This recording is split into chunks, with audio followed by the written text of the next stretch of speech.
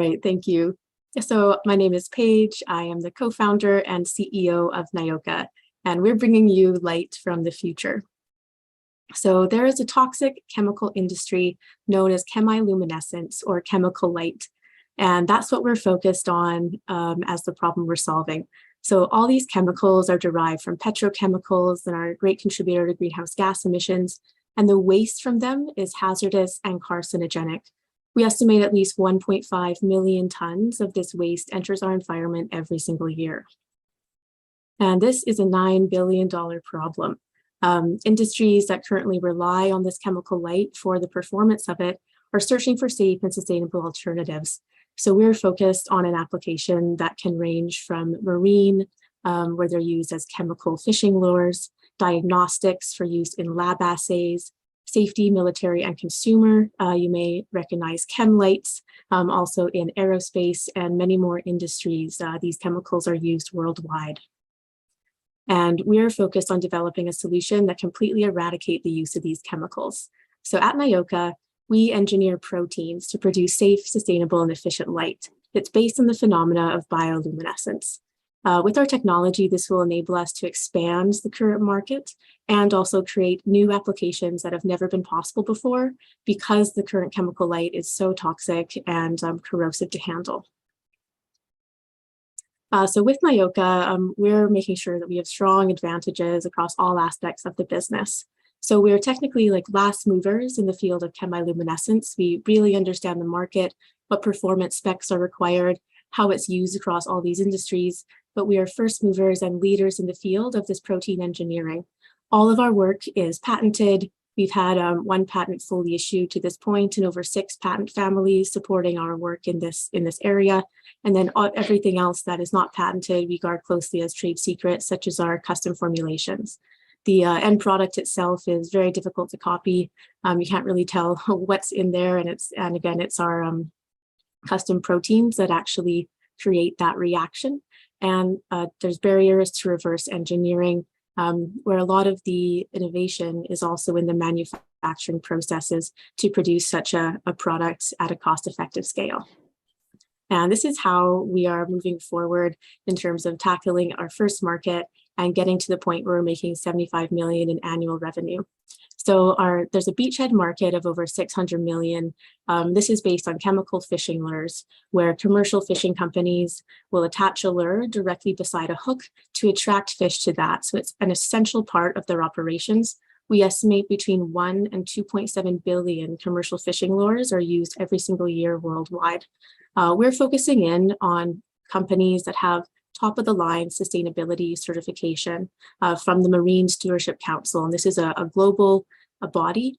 And just this July, they implemented a new requirement that all of their vessels adopt biodegradable fishing gear wherever possible. So just with this target market, the average annual order per boat is about 15,000, which would be about 50,000 lures. There's 5,000 boats that are sustainably certified. So we have a near captive market that will bring us to 75 million in annual revenue in this target.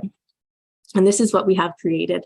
So it's a biodegradable and non-toxic fishing lure that currently is over 6 times longer lasting than current chemical lures. It activates the second that we drop it into water. It absorbs the ocean water to light up.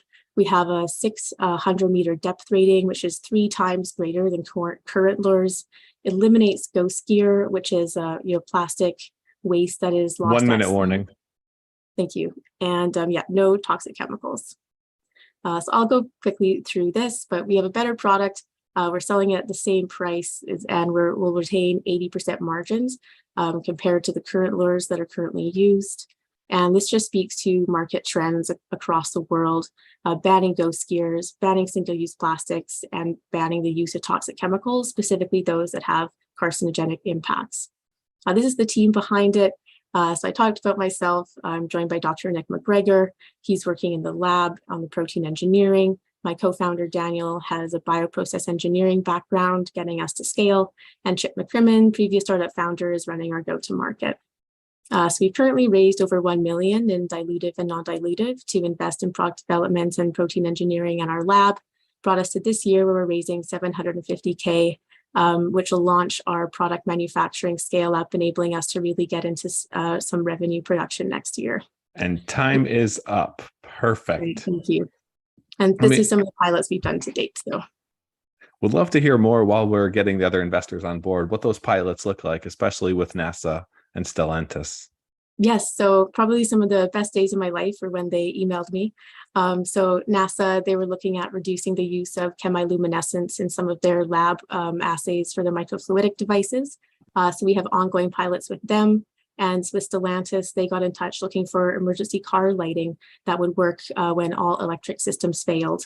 So it just speaks to the broad array of applications well beyond what we currently know. Again, it's longer of a process to get something like that fully to market. So we're focused on applications that we know and that there's a great need for and customer understanding, while we do more ongoing work with larger potential clients on novel applications. So speaking of, my first question before I hand things over would be focus. There are a lot of applications. How do you decide where to attack first, and how do you decide when and if to expand? It was difficult, I'll tell you that. And really how we've thought about it is investing in our production and scale up will help us with all the different applications that are possible, because the core technology is the same, which is this protein formula. And then in terms of what we invest in our scalable sales process, that's where we're focused our sales team on the commercial fishing industry. The government of Australia launched this huge report on the issues of these chemical lures. So there's a great kind of call in the market for something that, like what we've created with a biodegradable and non-toxic lure. So there's a huge market need, which is what we're tackling with our first go to market. And then beyond that, we're looking to move more into safety and naval applications using the commercial fishing industry as a stepping stone. Understood. Then I would hand things over. Brian, you want to go first this time? Sure. Quite interesting. Can you tell me about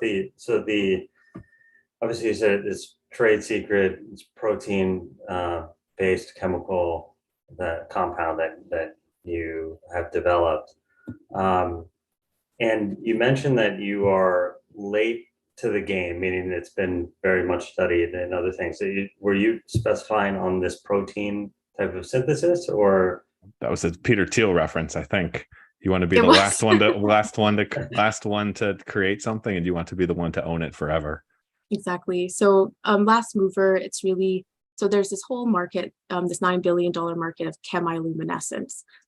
Innovation has really stopped. The last, there aren't even any companies that are currently developing chemiluminescence. It's really owned by manufacturers and distributors at this point. So with what we've developed at Nyoka, which is a biochemical lighting that is, modulated by this protein that we're engineering.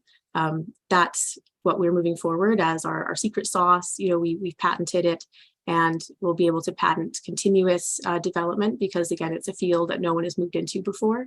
But in terms of us as a startup, the barrier to get people to buy it is much lower, because they understand how it works. They understand what the benefits are in terms of our value prop, in terms of using a liquid light that has no heat signature, is non-flammable, activates on demand. It works almost the same as what's currently in the market, which is the chemiluminescence. So it puts us in a great position to understand where to go first. Yeah, and just on that, on the comparison to what is currently in the marketplace is, I guess one of the things is, the luminescence and brightness and the longevity of that product. So if you have something, you showed a picture of like some in the bag that are in C-bar. Are those equivalent to what is in the market? I presume it's all different kind of scales on both of those factors, but how does this stack up to what is currently utilized? Yeah, currently we're kind of massively outperforming current chemiluminescence. So current chemical lures, they have a brightness between 5 to 8 hours that is useful. Our product currently has that level of brightness for 48 hours. Because it's a protein-based catalyst, it's very stable. So we can really use that to our advantage. We think we could get one to last, beyond a week. If people will pay for something that lasts for a week, we really want to see if that's useful to our customers before we launch that as a product. But right now it puts us in a great position where we can really tune the performance to what's needed instead of being limited, to what is kind of currently known, or having a product that doesn't, perform as well. Yeah, super interesting.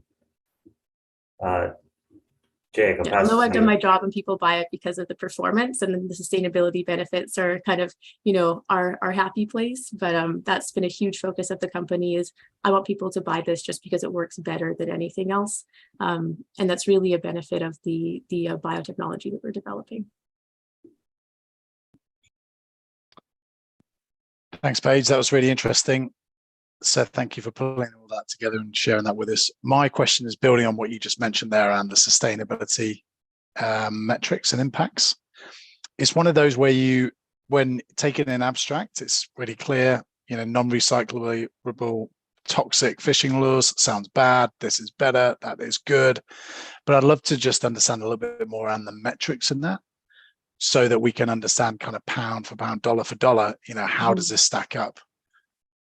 Yeah, so we estimate that there's, again, like 1.5 million tons of waste that's produced just by the products of this industry that enter our oceans. And so that is both, so that's the chemicals inside.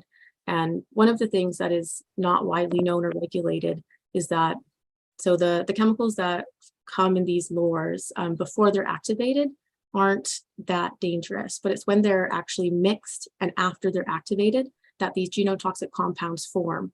And so that's when they become very dangerous. And also, I'll say a problem with these lures is that between 100 and 200 feet below the sea surface, they actually crack and release these compounds into the ocean. So it's a huge problem. And so what we've done with Nyoka, it follows all strategies of green chemistry, which is this kind of whole, not super well-known side of chemistry, but it's this growing field where we're using a biodegradable catalyst is the main function of this protein. And so what that means is that instead of needing very reactive chemicals to create this light, the light is created when a chemical bond is broken and releases that energy. So instead of needing reactive chemistry to kind of force that to happen, we use that protein to catalyze the reaction via a physical process where it basically stretches the molecule that then breaks and creates the light. And the benefit of using a protein is that it's entirely biodegradable. It biodegrades into simple amino acids, same thing that we're all made up of. So in terms of the chemistry itself, it's completely, innocuous, non-toxic. And then the plastic that we're preventing from being used, we use an entirely plant-based, marine certified biodegradable shell. So we're really solving it from both angles, on the toxic waste and also on the plastic as well. Our lure will biodegrade in the ocean at about the same time as an apple core, which is about 3 to 6 months. Cool. Is that for the packet, the container that it's in, what you're using, is that, so is it a premium for that type of material currently? Because you said you're being cost competitive with what's in the market, and I presume they're at scale. And they're also using something that, is like virgin plastic molding to put it in there, which is incredibly cheap. So is there a point of when you can get to cost parity with this, with what's out there? Because, in many cases, plastic is hard to compete with as that for its usage. Oh, I know. That's another reason that we really focused on this marine application, because we're able to use a material that's widely known, and we also don't need very much material because we're not shipping it with any liquid reagent inside. We actually ship it dry, and so we're using the benefit of the ocean to give us kind of the water that we need to activate it. So we don't need a lot of material to host it. We don't need a blend, to make sure it doesn't biodegrade when there's liquid inside. So we don't use very much material for the casing. And then also the protein-based reaction is extremely efficient. So we don't need nearly the same number of, the same quantity of reagents as the chemical lures. We use, milligrams, whereas they use, 10 to like 20 grams of chemicals per lure. So there's a number of efficiency benefits that we'll get with our system as well.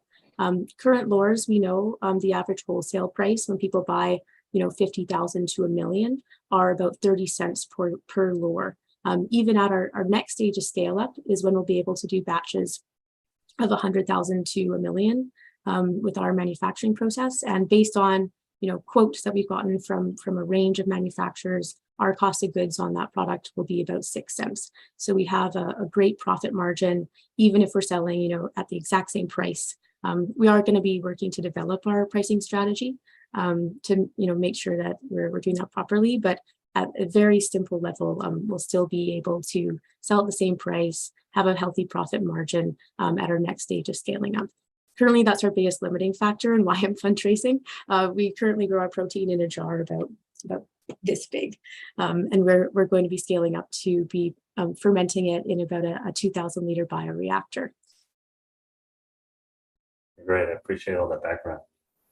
And then how do you sell it? What's the big go-to-market? How do you access these type of customers, and what's the sales cycle look like? Yes, it's a very kind of personable market. A lot of these companies have been in business for a very long time, are family owned. And what we've really seen is care deeply about the ocean. And that's another reason why we're focusing our first target on companies and vessels that are already sustainably certified. This certifying body also recommends products, recommends new innovation, and again, has just implemented this requirement that they use biodegradable equipment wherever possible by 2025. So what we've started to do is we have a number of marine partners lined up as our pilot partners. We actually had a pilot run this September with B&G Fishing down in New Zealand. We have 2 other partners that form our customer intent, which is over 500,000 for our lures, and they usually buy them usually once a year as a bulk of what they'll need for the entire year. So it's a great sales cycle for us, because what we're looking to do is, because at the beginning we will have more limited supply than our competitors, but we have a product that people are really excited about. We'll be able to get people signed on to multi-year contracts where then we can really commit to providing them the number of lures ahead of time, and they'll be kind of on our list in terms of who we'll be selling to. So that's a strategy that we'll likely implement to lock in those customers, with a lot of support from our current partners who are looking to become real champions for us in the space. And then my last question before we move on to our next startup of the night would be, if you guys fail, why will it be? I think at this point, I'm always thinking about what is the most risky thing that we're about to do. And right now, so one of the great things about the industry at this point in biotech is that we're working with external partners for our manufacturing. We don't need to build a facility ourselves, but that does come with risk in terms of working with external parties, in terms of supply chain and timing.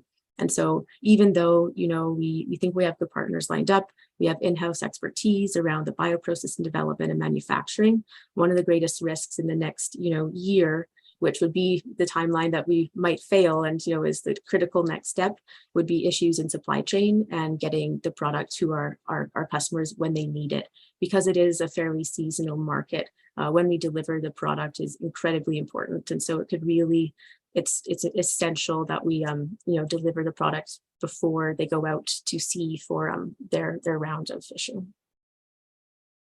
Makes sense. There's no one day Amazon gets it to delivery in the middle of the ocean. No. Yeah. So we're what I'll say is our lead investors for this round specialize in logistics and supply chain management, and we're doing a residency with them and a number of other companies specifically to make sure that we have that expertise in-house and with advisors in place. But I'm very aware that will be incredibly critical as we grow. Yes, it will. Yes, it will. Well, then, Paige, thanks for presenting. Brian, Jake, do you have any last questions for Paige? The only follow on I had on the sustainability point was just, you mentioned genome toxicity, I think was your word. Is that correct? Mm-hmm. Just curious, in a probably unfairly short answer, kind of what the impact of that is. Like, are we talking kind of nuclear radiation level? Or are we talking kind of microplastic level? No, there's a paper that came out in 2014 specifically on chemical lures and the impact of the contents. And they found that there was genetic mutations caused in concentrations as low as 1 in 10,000, of dilution with water. So not complete radiation level, it's not, releasing any kind of radiation, but if it is consumed, especially for marine creatures, there's quite a risk there. And if you get it on your skin or it's consumed, as some of these products are marketed as children's toys. And I always get stories now of how people will crack. Once there's as glow sticks you can find at the dollar store are incredibly hazardous and really should not be sold. So in the future, if we're successful in the marine market and really have that as the foundation to launch a real company off of, we'll be working at our best to get those off the market as well. So you're not a real company just with the marine products? No, we want to do it all. I was like, in 10 years, I want to frame the last kind of chem stick that's ever made in our headquarters. That's my dream. I remember those little Snap-'em lights, fluorescent things that were so much fun in the pool, but probably a terrible idea. Yeah, and people don't really know, and it's a growing body of research around just how hazardous they are. And they are hazardous. Thank you, Paige, for what you're doing. Thank you, Matt. Thanks, Jake and Brian. I hope this is successful. If you guys are interested in Paige and you're interested in Nyoka, then make sure to reach out. Hopefully I got the pronunciation right. We're going to take